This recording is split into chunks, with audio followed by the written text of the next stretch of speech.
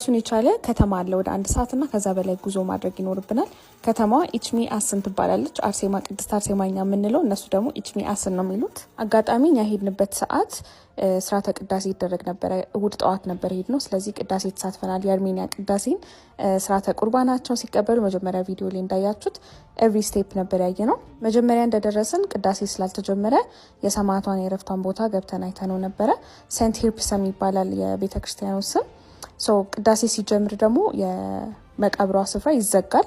ከዛ በኋላ ልክ ቅዳሴ ሲያልቅ ደግሞ ድጋሚ ለጎብኚዎች ክፍት ይሆናል ማለት ነው። ከቅዳሴው ወደ 2 ሰዓት አካባቢ ነው እና ካህኑ እየዞረ መባ የሚሰጥበት ከረጢት ውስጥ ብር አይደለም የሚሰጠው፣ እጣን ለቤተክርስቲያን የሚሆኑ ነገሮች ነው የሚሰጠው። እንደገና ደግሞ ውጪ ጋር ምናምን መጽሐፍቶች ምናምን ይገዛሉ፣ ጧፍ ይገዛሉ ማለት ነው። ከቅዳሴ በኋላ ድጋሚ የእረፍት ቦታዋ ይከፈታል ማለት ነው።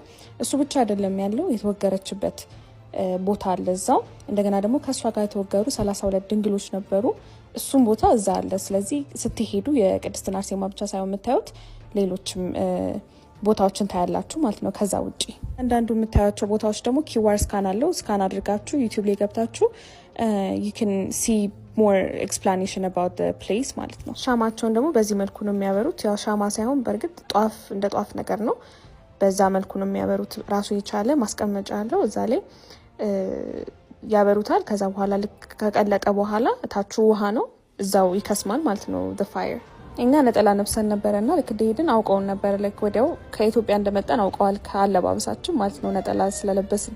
በጣም ብዙ ቪዲዮዎች አሉኝ አሳያችኋለሁ። ቀጣይ ራውንድ ጆይን ማድረግ የምትፈልጉ ሰዎች ሰኔ 19 እስከ 24 ይሆናል ጉዟችን።